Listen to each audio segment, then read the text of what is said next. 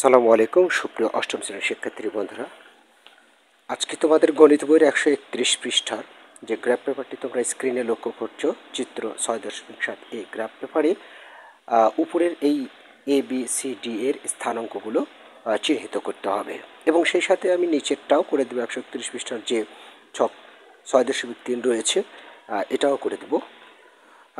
আজকের ক্লাসটি খুব বেশি সময় নেব না, তবে খুব মনোযোগ দিয়ে অবশ্যই দেখবে কীভাবে স্থানাঙ্ক চিহ্নিত করবে বা স্থানাঙ্কর এই বিন্দুগুলো গ্রাফ পেপারে চিহ্নিত করবে।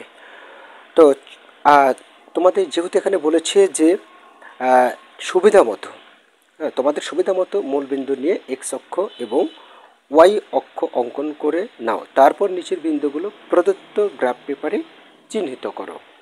ঠিক আছে, তো সুবিধা মতো যেহেতু বলেছে, সো আমি সুবিধা মতো তোমাদের বোঝার সুবিধার্থে আমি বোর্ডে অঙ্কন করে নিয়েছি। একটু লক্ষ্য করো, মনে করা এই একটা গ্রাফ পেপার আমি অঙ্কন করে নিয়েছি মাঝখান দিয়ে, অর্থাৎ 4 ভাগে বিভক্ত হয়েছে।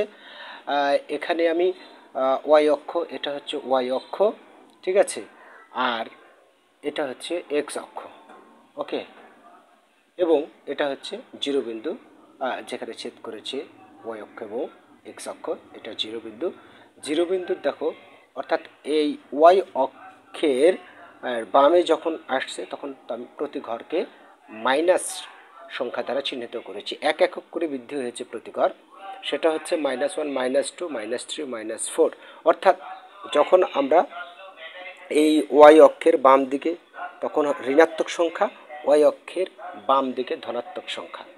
অনুরূপভাবে এক্স অক্ষের নিচের দিকে যখন তখন হচ্ছে ঋণাত্মক সংখ্যা, এক্স অক্ষের উপরের দিকে যখন তখন এক একক করে বৃদ্ধি হয়েছে বা এক একক করে নিয়েছি, প্রতি ঘর সমান এক একক ধরেছি। হ্যাঁ, প্রত্যেকটা এই যে একটা করে ঘর আছে না, প্রত্যেকটা ঘর অর্থাৎ প্রতিটা ঘর সমান আমি কিন্তু এক একক ধরেছি। গ্রাফ পেপারে 5 ঘর সমান এক একক ধরা যায় সুবিধার্থে বা বোঝার সুবিধার্থে, আমি প্রতি ঘরকে এক একক করে ধরেছি। মোটামুটি এগুলো বিষয়ে আমি প্রথম থেকে ক্লাস নিচ্ছি। যাই হোক, আমাদের এই স্থানাঙ্কগুলো এবার আমরা চিহ্নিত করব। প্রথমে এখানে দেখো এর স্থানাঙ্ক আছে, ভুজ আছে কত 3.5, কোটি আছে 5.5, 3.5, 5.5। ভুজ এবং কোটি কীভাবে নির্ণয় করতে হয়, অর্থাৎ এই যে ওয়াই অক্ষ আছে, এই যে এই ওয়াই অক্ষের বামে বা ডানের সাইডগুলোও ভুজ, ঠিক আছে।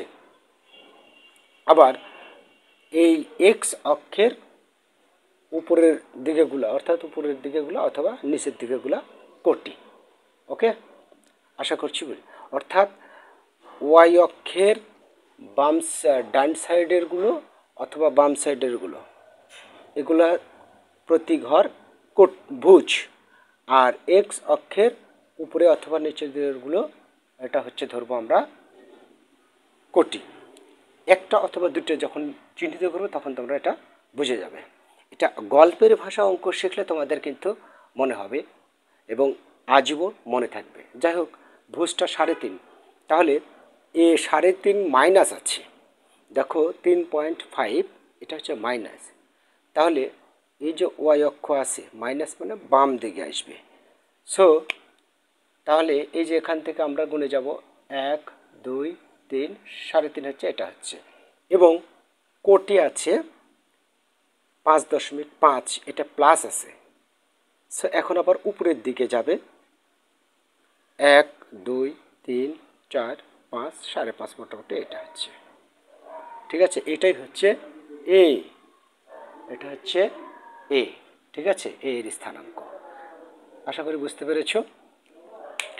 আরেকটা করে দিই তাহলে বুঝতে পারবে। বি -4, ভুজ -4, কোটিও -4। তাহলে যেহেতু ভুজ আছে -4, তার মানে আবারও বাম দিকে, অর্থাৎ ওয়াই অক্ষ থেকে বাম দিকে 1, 2, 3, 4, এখানে 4, এই যে -4, এবং কোটিও আছে মাইনাস, সো নিচের দিকে আসবে, এই এক্স অক্ষের নিচের দিকে আসবে। তা 1, 2, 3, 4, তার মানে বুঝতে পেরেছো, এই যে এটা হচ্ছে বি, ওকে। আচ্ছা, তারপরে সি 0, ভুজ হচ্ছে 0, আর কোটি হচ্ছে -5.5। তাহলে সি যেহেতু এটা ভুজ এখানেই আছে, ওখানেই পড়ে আছে, এবং নিচের দিকে আসবে -5.5। এই যে 1 2 3 4 5, অর্থাৎ এই যে এটা হচ্ছে সি, তাই না? এটা হচ্ছে সি। ওকে, ডি হচ্ছে -5 0। তাহলে -5 0 ভুজ হচ্ছে -5, তার মানে এই যে -5 এখানে আছে এবং 0 আছে। এই যে 1 2 3 4 5, এটা হচ্ছে, এটাই হবে, কেননা 0 আছে, কোটি উপরে বা নিচে কোনোটাই যাচ্ছে না, এখানেই হবে। তার মানে এটা হচ্ছে ডি। 3.5 -5.5 ই।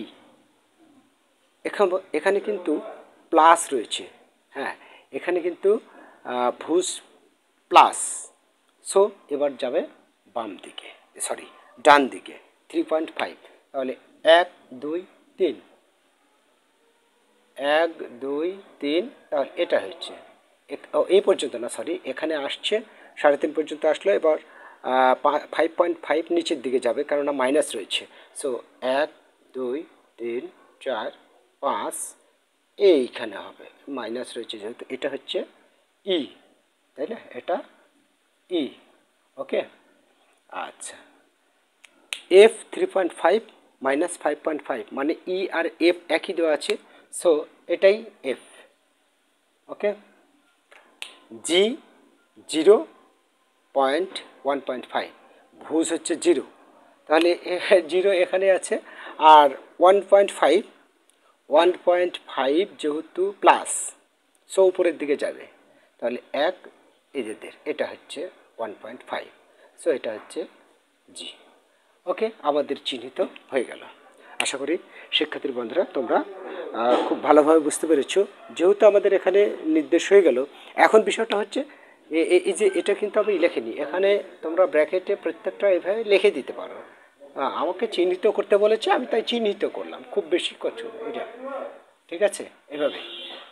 তারপর বিটা কিন্তু আমি লিখিনি, এই যে -5 -5 -4 এভাবে লিখে দেবে। সি হচ্ছে 0, সি কথা দিলাম, এই যে সি, এটা হচ্ছে সি, তাহলে এখানে কত 0 5.5 এভাবে লিখে দিতে পারো, ঠিক আছে, যে আমাদের স্থানাঙ্ক এত হয়েছিল।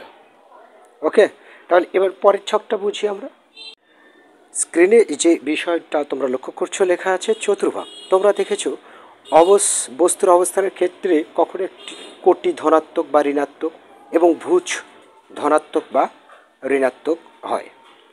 এ কারণে আমরা এক্স ওয়াই সমতলকে 4টে ভাগে ভাগ করতে পারি। এই ভাগগুলোকে আমরা প্রথম চতুর্ভাগ, দ্বিতীয় চতুর্ভাগ, তৃতীয় চতুর্ভাগ এবং চতুর্থ চতুর্ভাগ বলি। চিত্র 6.8 ভাগগুলোকে দেখানো হয়েছে। তোমরা কি বলতে পারবে প্রতি চতুর্ভাগের বিন্দুর স্থানাঙ্ককে যথাযথ চিহ্নের মাধ্যমে আমরা কিভাবে লিখতে পারি? নিচের ছকটি পূরণ করো এবং প্রত্যেক চতুর্ভাগের চিহ্নগুলো দেখাও। অর্থাৎ স্ক্রিনে তোমরা যেটা লক্ষ্য করছো, এই যে দেখো, তোমার ডান পাশেই এক্স অক্ষ এবং ওয়াই অক্ষ আছে। প্রথম চতুর্ভাগ, দ্বিতীয় চতুর্ভাগ, তৃতীয় চতুর্ভাগ, চতুর্থ চতুর্ভাগ সব লেখা আছে। এটা দেখে তোমাদের এই যে ছক 6.3 বাম পাশে যেটা লক্ষ্য করছো, এটা পূরণ করতে হবে। অর্থাৎ প্লাস মাইনাস চিহ্ন দ্বারা আমাদের আঁকতে হবে। তো ঠিক আছে, একটু বোর্ডে ফলো করো, বিষয়টা কিছুই না। এই যে দেখো, আমি এটা দেখেই কিন্তু করতে বলেছি। দেখো, এটা আমি 4 ভাগে বিভক্ত করেছি, তাই না? এই যে এটা কিন্তু প্রথম চতুর্ভাগ, এটা প্রথম চতুর্ভাগ, ওকে, আর এটা দ্বিতীয় চতুর্ভাগ, এটা হচ্ছে যে তৃতীয় চতুর্ভাগ, আর এটা চতুর্থ চতুর্ভাগ। একটু লক্ষ্য করে দেখো, এই প্রথম চতুর্ভাগে সেই ভুজ হোক আর কোটি হোক, প্রত্যেকটা কি প্লাস না? কেননা অবশ্যই ডান দিকে আছে, এবং এই বাহুর ও এক্স অক্ষর বাহুর উপরের দিকে আছে, তাই না?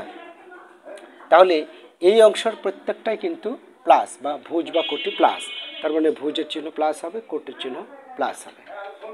এবার দ্বিতীয় চতুর্ভাগে দেখো, দ্বিতীয় চতুর্ভাগে এসে একটু লক্ষ্য করে দেখো, এখান থেকে যখন আমরা এই বামে আসছি ভুজে, তখন এগুলো কি মাইনাস না? এগুলো হচ্ছে মাইনাস, মানে ভুজটা হচ্ছে মাইনাস। আবার উপরের দিকে যখন যাচ্ছি তখন সেটা অবশ্যই প্লাস।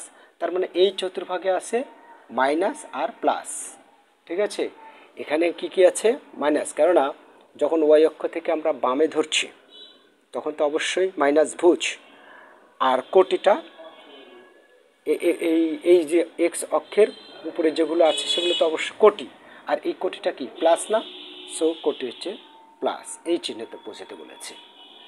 আচ্ছা, তারপরে তৃতীয় ভাগে, তৃতীয় ভাগে লক্ষ্য করে দেখো, তৃতীয় ভাগে এসে নিচের দিকে আসছে, আবার বাম দিকে যাচ্ছে, নিচের দিকেও আসছে, বাম দিকেও যাচ্ছে। সো দুটোই মাইনাস, ভুজের চিহ্ন মাইনাস হবে, কোটিও মাইনাস হবে। এবার চতুর্থ চতুর্ভাগে, চতুর্থ চতুর্ভাগে ডান দিকে যাচ্ছে, তাই না? এই ওয়াই অক্ষ থেকে ডান দিকে ধরছি, সো এটা অবশ্যই প্লাস। এবং এক্স অক্ষর নিচে রয়েছে সবগুলো কোটি, সো মাইনাস, কোটি হচ্ছে মাইনাস। একেবারে ইজি একটি কাজ।